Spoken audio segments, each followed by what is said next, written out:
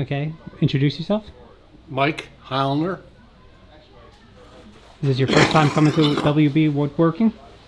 You have Is this your first time coming here? no, this is second time. What do you love about their shop? Well, they have a good selection. They have the equipment and the finishing products, major pieces of equipment, but they also have all the facilities to aid a woodworker in finishing what he's picked out. Plane, saw cut, thickness planer. So the average guy doesn't have all that equipment, and they have it scaled up to a level that you're not going to have in your garage or basement, which makes, for the average woodworker, it gives them a way to get to a point that a lot of them can't get to. Of course, it could get them in a lot of trouble too,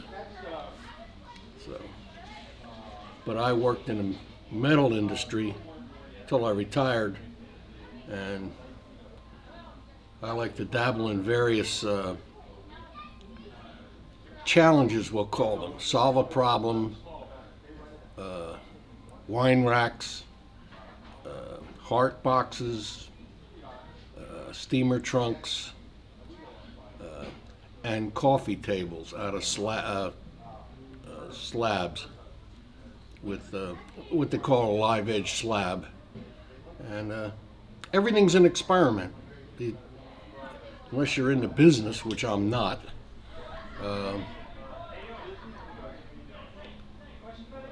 it's challenging, requires some thought and planning, and then execute it without destroying whatever you're making. So it's been a real challenge, but it's what I enjoy doing. So,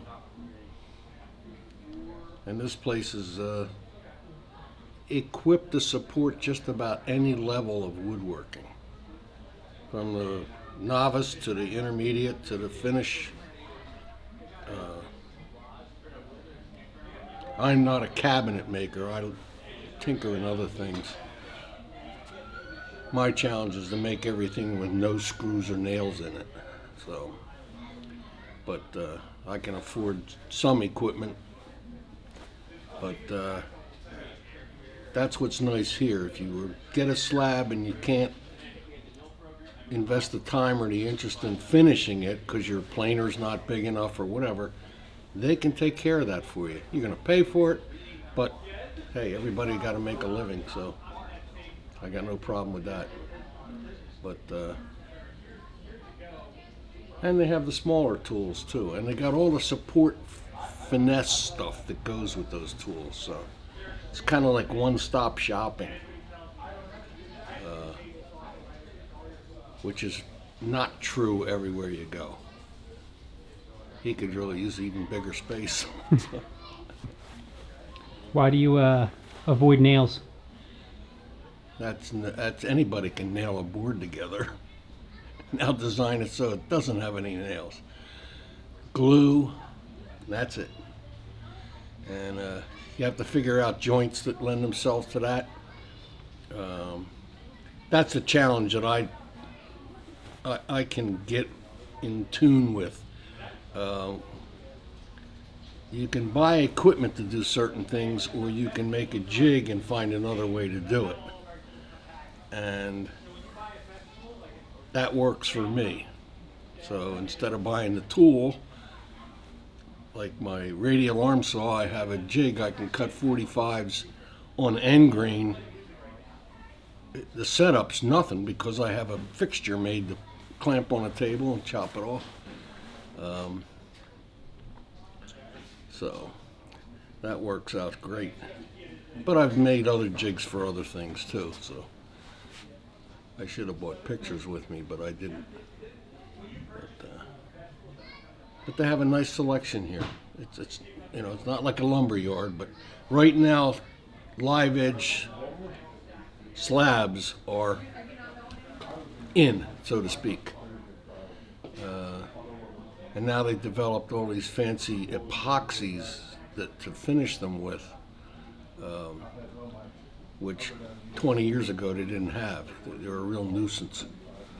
they work, but marginally. Now they've created a whole new realm for that with the technology and the science and chemical industry tied together. But yeah, it's interesting to see what, you know. That's why they spray everything with water, even if you missed it, to really show you what the figure in the wood is. And without doing that, you don't know until you go to put finish on. And then you go, oops. And then you want to cry. So, but they know enough to, that's why they wetted all the slabs out there, so they can get a view of what the figure is. Because the figure in the wood's really what most of the time connects people with it. It's not the color of the wood, it's the figure that's in it. And that varies all over the place. Sometimes it's detrimental, but most of the time it just adds a whole lot of interest. So, my name is Phil Martino. I'm from Festool.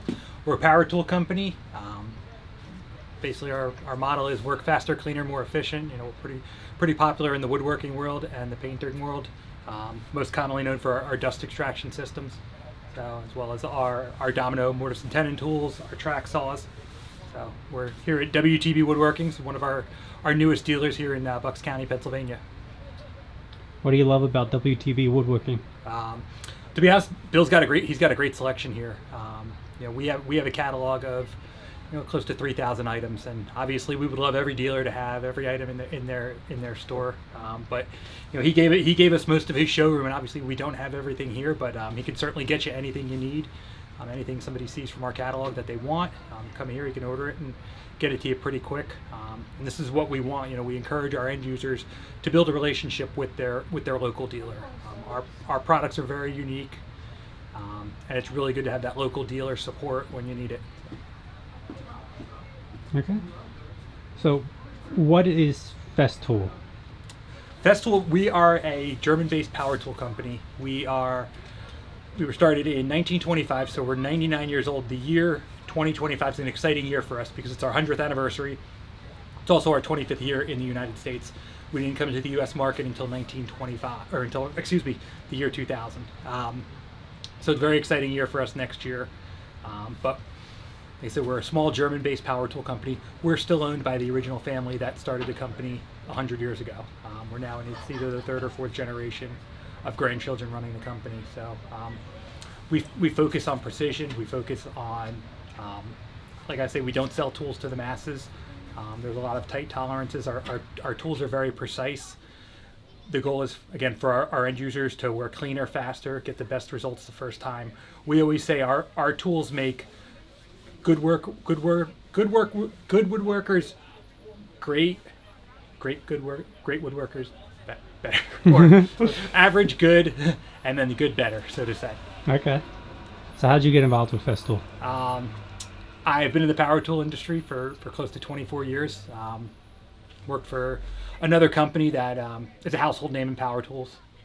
And I enjoyed my time there, but was time to look for something different. And I saw a job posting on LinkedIn one day, and you know, hit the apply button, and that's how it goes from there. So. Okay. So, do you do any woodworking yourself? I am a mild hobbyist, I like to say. I enjoy it, but I enjoy a lot of things. But I do woodworking.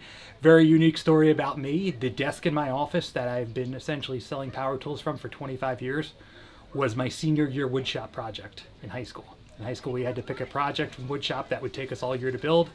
I built a mission style desk at the time. I just thought hey, this is something my mom will like. And ended up, I still have the desk to this day and have been using it. So it's kind of a unique twist on, an 18-year-old's project, kind of lined up with his career long term. So yeah, it's very cool. So we make the average good and the good great. I'm Peter Kapar. So how did you first come in contact with WB Woodworking? Oh, Bill is a good friend of mine and a patron of our podcast. We've been in contact for well over a year now, and we came down here last year to check out his operation and his slabbing and drying, and now he opened this up. He hit us up, and we had to be here to check out the new shop. Okay. What do you love about WTB Woodworking? WTB Woodworking. Well, Bill's great, and he doesn't do anything small. So when I heard he's opening up a shop, I figured he's going to go big, and then he went bigger. So it's great because everything he does right, and he does big. You said you had a podcast? Yeah, it's Another Woodshop podcast. Find us on Spotify, Apple Podcasts, and all the other platforms. Okay. So how did you first get involved with woodworking? Got into woodworking because I broke stuff and couldn't afford to buy new, so I had to figure out how to fix it. Then started doing some DIY furniture in my shop, and then spiraled out of control, and now I do content creation and design and making full time. Yeah. So have you reached a point where it's actually cheaper? Because I know a lot of people will start a project and end up spending more money than if they had just bought a store-bought version. Have you reached a point where it's actually cheaper for you to make something? Yeah, well, luckily it got to the point where now everything is paid off. So every project now is just pure profit for me. But there was definitely a good 12 years where I was constantly chasing the rabbit, the dragon, to break even. Yeah. So what do you think about their whole process of like locally sourcing trees and cutting them up right here? It's awesome. I think it's really cool how they're able to tag every log, figure out where it came from, and tell a story. And then when a customer gets a piece of furniture, they know exactly where that log came from. It's really cool. But I bought a gallon of Type on 3 instead. Yeah, it's a really unique experience to have a story to go along with your wood and not just the type of wood it is. Yeah, it's very cool. Not something a lot of places offer, which is cool. But it's still hard. Okay, well, thank you for your time. Probably not up to your interview standards. Okay, why don't you start with your name? Sure, Leonard Armstrong. How did you first come in contact with WTB Woodworking? I think I saw information about it on a podcast. On whose podcast was it? It was, gosh, don't remember which podcast. Curtis, Ian Curtis podcast. Yeah, he had mentioned it a few weeks back. Okay. And what do you love about WTB Woodworking? It's the first time I've been here, and this is as far in as I've gotten so far. So far, I love the plywood selection. That's about as far as I've gotten. Okay. So are you familiar with their whole process of locally sourcing the trees and cutting them right here? I'm not. Oh, okay. Yeah. So they locally Are source... we talking about for the hardwood then? all these trees are, what do you call them? Planks planks. for you behind you. Cut them right here. Okay. So, yeah, they actually did one today. Were you here for that? I was not. I just got here. Oh, you missed it. 3 minutes Very ago. cool. Are you getting something too? Okay. Hi, I am Mel. That's it. The Okay. good Mel.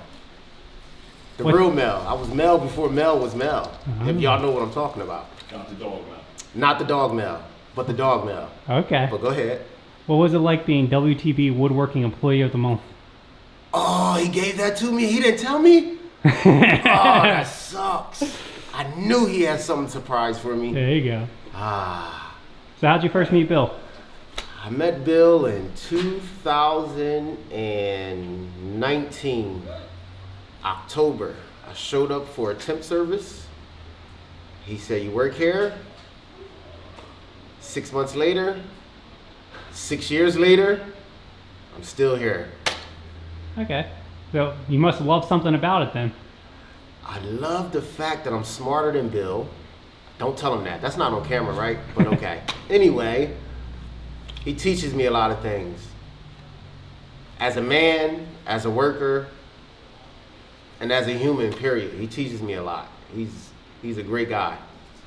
It's hard to find somebody like that. Right. He gave me a great opportunity, and I appreciate it. So I do my best to never let him down. I show up when he needs me, and I mess things up when he doesn't want me to mess things up. But he's a great boss, and I like working for him. Now in the wood shop, I kind of did all of this. I'm not going to say I did it by myself. I let him help, but yeah, I did a lot of this on my own. Cutting wood, I cut wood on my own. I let him tell me the numbers and stuff because he's good at that, but I be doing most of the work. He just helps out. But he's a great boss, man. He helped me out a lot, you know. I'm still here because of him. I'm still home on the streets because of him. And, you know, go Bill. Did you do woodworking before you came in contact with WTB? I never did a job a day in my life until I met Bill. And I'm 40 years old, so that says a lot. And I've been here with him since I was 34. And I'm gonna go to the roof. Thanks to you, Bill. It must be something real special about it then. I'm stronger than him. I don't know what else is special. I just know I'm, you know, Right. I'm me, I'm Mel. Everyone loves Mel. Love you, Bill. Good job, man. What do you think about You want more? Come on, give me some more. what do you think about the whole process of locally sourcing trees and cutting them right here in the shop? I don't like it because it's more work for me. But it's a good job. Yeah, sure. So my name is Sophie Burkle. It's my dad's shop. Okay, so I'm guessing that's how you came in contact with it. Yes. I actually started with the other company and I do a lot of paperwork for it, but then we kind of moved into the new one as we started it, I guess. So what was the other company? MB Facade. And I can't even tell you what they do actually. Buildings, big buildings. Okay. So what do you love about WTB? Well, it's awesome to be able to watch something that my dad has been so passionate about for such a long time, like come to life. So that's really awesome to get to be able to just experience that with him. And also all of the amazing things that he creates, the cool, like he made my sister's entire kitchen worth of cabinets, tables. I've seen him make like picture frames and stuff. So it's cool to just see how it like transitioned from such a small thing to a bigger thing. And do you make anything yourself? No, not really. I mostly commission things, I would say. Okay, there you go. Okay, so tell me about the people that work for WTB. Well, we got a lot of people. I know Carl does a lot of work. He's great. He's constantly here. He's always putting time in. I always see him over there like just, I don't even know what he's doing, but he's always getting stuff done. You know, a lot of the other ones, we got Mel. Mel does a lot. He's always around helping. Not being told to say that would be crazy.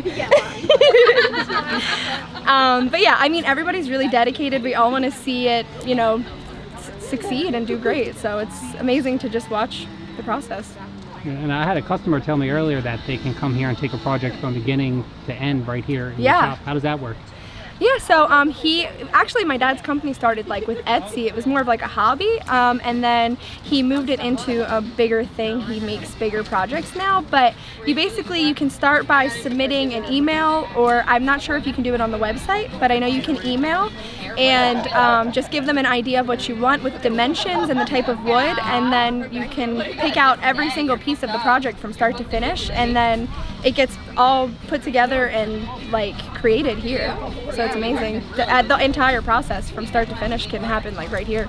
It must be incredible to see that. Yeah, it is. It's amazing. I mean, everything is like so beautiful, and it's just really crazy because like I've seen my dad take trees that got cut down and turn them into like amazing tables and counters and stuff. It's like amazing to just watch something that was raw become something so refined and like gorgeous. Why don't you tell me a bit more about that, about how he gets the trees and what he does once he gets them here? Okay, yeah. So I don't know exactly where he gets them now, honestly, but I know he used to just get them, like if somebody was cutting down a tree in their yard, he would like get it and he would start to make stuff. But he just gets like huge logs and he can do the whole process here. He cuts them into slabs, and then from those slabs he can cut them into smaller pieces to make whatever he's creating. Countertops, picture frames, cabinets, everything. So, how did you feel when you saw your dad bring a dream of his to life? I mean, it was awesome. When he opened his first company, MB Facade, I thought like that was amazing. And then he was doing the Etsy thing, and like even that, he's so busy and hardworking. It's amazing to see him get what he wants in life. But he started with like Etsy, and even then he was like working himself to the bone. So to see that like turn in from more than just something he was doing for fun on the side to like an entire business is amazing to watch happen. And he's like, this is everything he's ever wanted. I feel like it's so great to be able to watch him get that. Yeah. So, very proud of him. That's a nice feeling to be proud of your dad. Yeah, it's amazing. He's a hard worker and he works for every single thing he gets, but he gets it because he puts the work in. Yeah, and I think that that's something that he's passed on to like all of his kids here. So I mean, that's why we're all here supporting him too, because we get that same back. Okay. So, what dreams of yours have you pursued? So actually, I'm currently in law school. So like I wouldn't have been able to do that without the support of like my dad and my family, so that's amazing. And so it's kind of like he's working on this big thing at the same time I'm sort of working on something big. We're like working towards big goals at the same time is like kind of cool to be able to watch back and forth like reciprocally, that he's seeing dreams happen and then he's gonna get to see me have my dreams. It's like, I don't know, it's just nice to be able to fully experience what you want in life, I guess. But I wouldn't be able to do it without him, and I would like to think he wouldn't be able to do it without me, but I think he would. Not everybody gets that experience of pursuing what they want to do. Yeah, it's definitely amazing to have the opportunity and the option, and I mean, again, it's so much support that you need to do these things, and I think that you have to work hard to create those relationships and get that support as well. So, I mean, truly from like beginning to end, it's about hard work and like dedication and appreciation for the people around you, and that's how you get where you want to be, I feel like. It seems like your dad's really good at establishing relationships. Everybody I've talked to only has very positive things to say about him. Yeah, I mean, he's always put his most into making sure that everybody gets what they need, and if they need him for something, I feel like he always tries to make himself available, and I think that people really appreciate that. And you know, when you give a lot of yourself to others, you get a lot back from them, so it's good to see, you know, like balance. Like so many relationships are required to create a business and keep it running and going smoothly, so I feel like that's the good basis you need, and he's got that. Yeah. Hey, that kind of model is probably going to help you be a lawyer. Yeah. Definitely about connections with being a lawyer as well. But yeah, I mean, it's cool. It's amazing to be able to watch it all happen. It doesn't even like feel real, honestly. Okay. But yeah, it's amazing. Okay.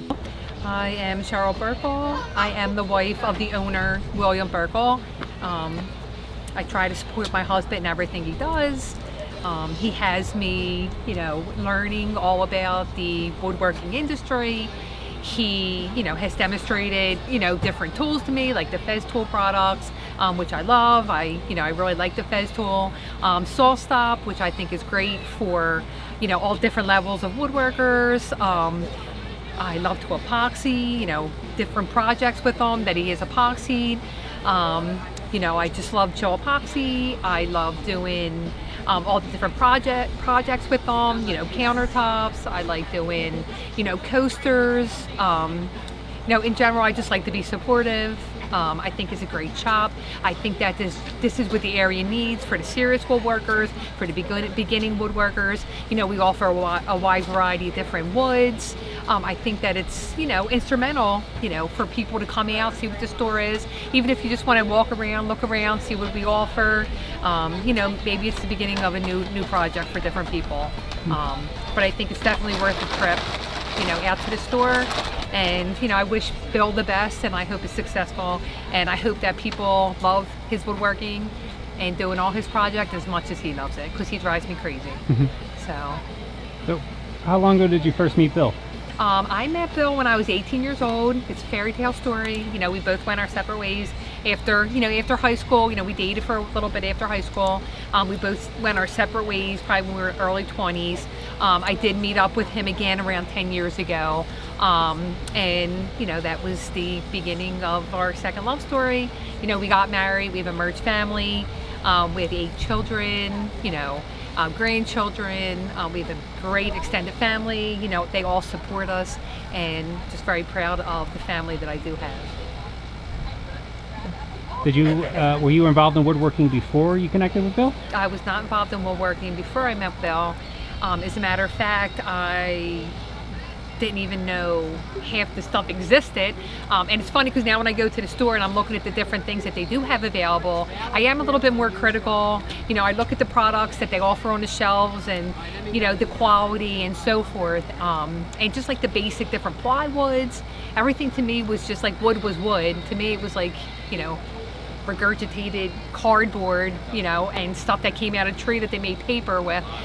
So no, I've learned a lot about the different woods, and especially like the different species of woods that are not native to this area, like the zebra woods and the padak wood.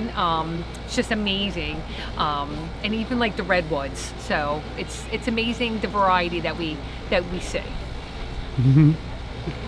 Was there a specific moment when you started to fall in love with woodworking? Not really. Like, I guess when I seen like the river tables and all the different river tables that people were making, with the different woods and the live edges and just the opportunities to make different projects, I think that's when you really start to fall in love with it. You know, you walk into the wood shop, you smell the different woods, you can smell them cutting it. It's just, you know, it's just I don't know, it's just something that you gotta like doing, you know. And you know, even the people that you meet, you know, you get to meet a different variety of people. You get to meet people that have been doing it their whole life. You know, my husband had, you know, someone that he had worked with. I think that the guy was amazing. He's definitely going to be a lost trade. The work that he did was amazing, and it was just astonishing to me. I seen like a banister that he made that had a secret compartment in it. I think at that point, it was just like the wow factor. You know, and then you meet new people that are just starting off, and everyone that you meet in this industry, they're just great, from beginners to the professionals, you know. I think there's something endearing about somebody trying to create something. Right, there's like self-satisfaction, because when you take a look at it, you know, all your hard work and all the hours that you put into it, you definitely have an end product, and then you can definitely take pride in the work that you do. So, and you know, it's something that you make, and even if you give it as a gift, then I think that people really can appreciate it. So, speaking of end products, why don't you tell me about the process of taking a local tree and turning it into one of your planks? The process of taking the local tree, well, that was a crazy story, because something that started out so minuscule and small, you know, turned into something big. You know, we're outside in the cold weather, and you know, we have a chainsaw that weighs like hundreds of pounds, you know, that just wasn't fathomable to be able to do this reasonably. But it blossomed into, you know, getting a tree, chopping down, you know, like my girlfriend Lisa, you know, she took down multiple trees in her yard. They were the oak trees. You know, we took them out, we brought the sawmill over to her yard, you know, they took them down. We sawmilled them right there. It was nice because, you know, we had a couple friends come over and they were watching us sawmill them up. You know, we shipped them over, you know, we put them on, you know, on the fork. We shipped them over to here. You know, he was able to kiln dry it. You know, after kiln drying, we were able to, you know, mill it up, and they were able to make the live edge shelving in there. So when my girlfriend came over, she said, "Oh, you know, is that my wood over there?" And I said, "No, your wood's hanging up in there. It's, you know, the live edge, you know, shelving in there. You know, it was dried. You know, it was, you know, polished up."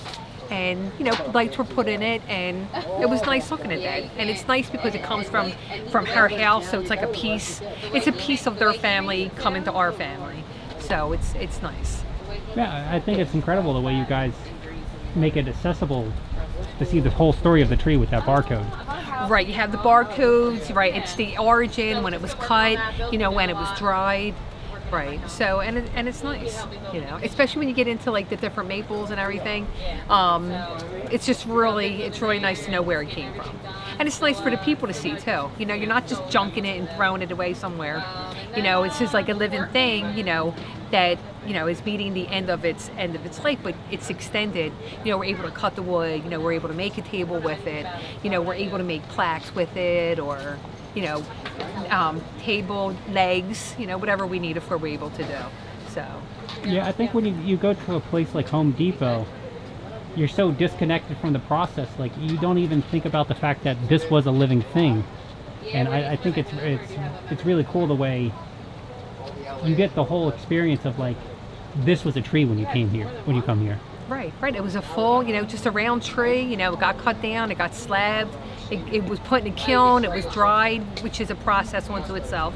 You're watching it, you're watching the wetness of the tree go down to make it usable lumber. And not only do you get to do that, but you also have quality. Whereas you go into like the Home Depots, you go in there and you're able to get something quick, but it might not be the same quality that you're able to get from here. They're bent, their wood's bent, it's not straight. I think that you're just able to get a different product here. The product from a Home Depot is good, for building and so forth. But when you get into the projects, you want a little bit more straighter, a little bit more green in it, and that's what you're going to get from here. So you're going to get quality here is what you're saying. You're going to get quality, right? You're going to get quality, and you're going to get stuff that's different. It's not so cutting board. When you go to Home Depot, all the wood looks the same, Yeah, I've heard a lot of people just talking about the patterns just in the wood you cut today. So it seems like the people that come here really care about the unique qualities of the wood they're looking at. Right, especially when you have like the ambrosia maple, you can see like the different patterns, like you said. It's all different. It's dark, it's light, it's nice. It's really nice. Interesting. Okay. Well, thank